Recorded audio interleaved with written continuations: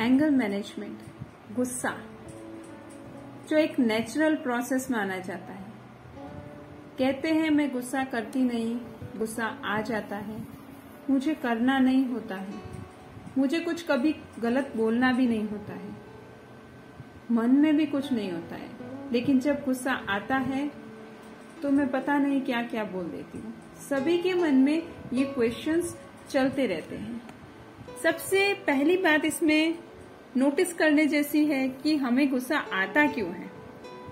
जब कभी कोई बात हमारे मन के अकॉर्डिंग नहीं चलती है, हमारे रूल्स के अकॉर्डिंग नहीं चलती है, तो हमें गुस्सा आने लगता है। जैसा मैं चाहती हूँ वैसा नहीं होता है तो मुझे गुस्सा आने लगता है। और गुस्से में मैं ट्राई करती हूँ मैक्सिमम कि जो चीज मैं जैसा चाहती हूँ सामने वाला पर्सन उसे ऐसा ही करे।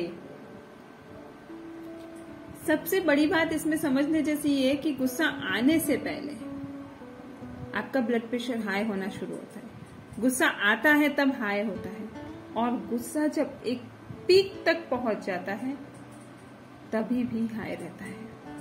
इसमें नुकसान किसका?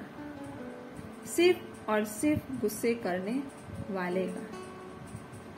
हेल्पलेस पर्सन्स पर हमेशा आपको गुस्सा आएगा, जो आपका अपोज नहीं कर सकते। आप जानते हैं कि वो आपके सामने कुछ नहीं बोल सकते, आप जानते हैं कि उन पर गुस्सा करने पर आपका कुछ नुकसान नहीं है। बहुत बड़ी बड़ी कंपनीज में जब एक एम्प्लॉय वर्क करता है तो क्या वो अपने बॉस के आगे गुस्सा करता है? 4 बात बॉस ने सुनाई हो तो क्या वो उसे 10 बात सुना सकता है? नहीं। वहां गुस्सा क्यों नहीं कर सकता?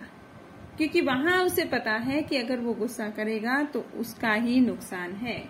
मैक्सिमम टाइम आपका गुस्सा आपके हस्बैंड और आपके बच्चों पर निकलता है, आपकी कामवाली पर निकलता है। क्यों? क्योंकि आपको पता है कि वो लोग आपका अपोज नहीं करेंगे। जो अपोज किया तो 4 बात और सुना देंगे जिससे वो फटक से चुप हो जाएंगे।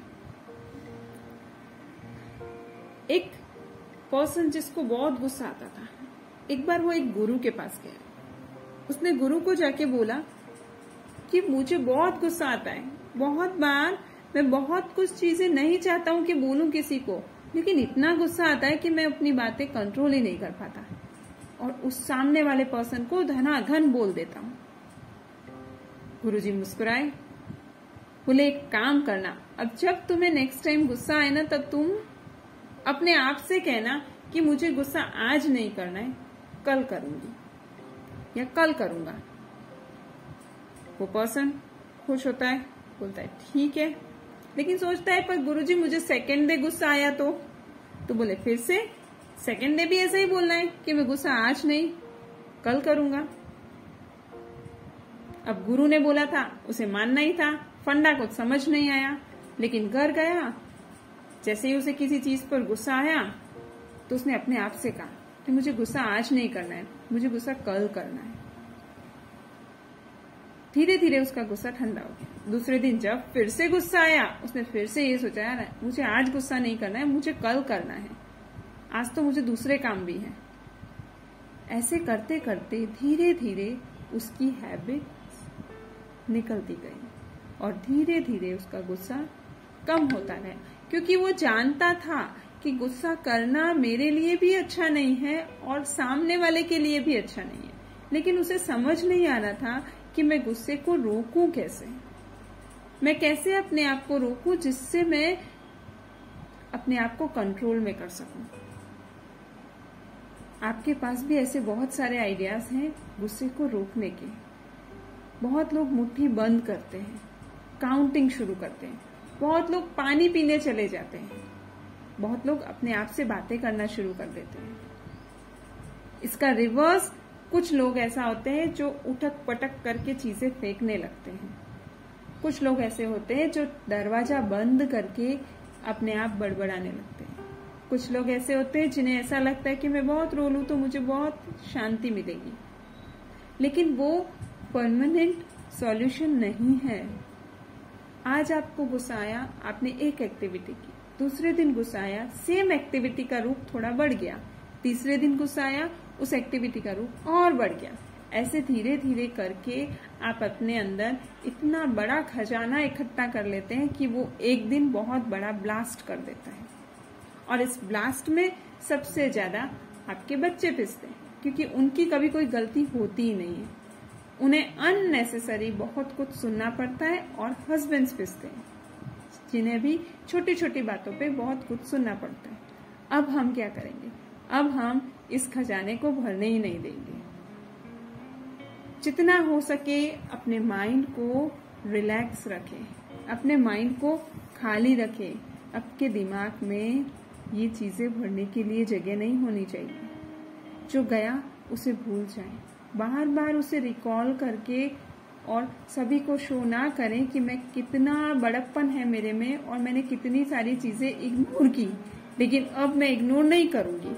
एक्चुअली आप उस टाइम भी इग्नोर नहीं कर रहे होते हैं। अपने आप से बात करके देखना, अपने आप को समझा के देखना, आपके सारे सॉल्यूशंस अपने आप निकल जाएंगे। लेकिन उसके लिए पहल भी आपको ही करनी पड़ेगी, क्योंकि सबसे ज्यादा नुकसान इसमें आप ही का है।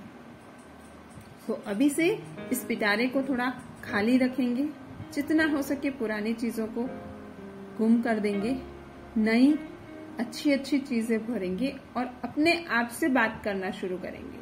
अपने आप को ही कहेंगे कि इसमें सबसे बड़ा लॉस मेरा है। अगर आपको गुस्सा करना है तो गुस्सा कहाँ दिखाएंगे? जहां आप अपने आप को प्रूव कर सके। जैसे उसने मुझे ऐसा कहा कि मैं ये नहीं कर सकती हूँ, लेकिन मैं ये करके दिखाऊंगी। वहां आपका गुस्सा हेल्पफुल रहेगा। मुझे इस स्टेज तक तो पहुंचना ही है, वहां आपको सपोर्ट मिलेगा।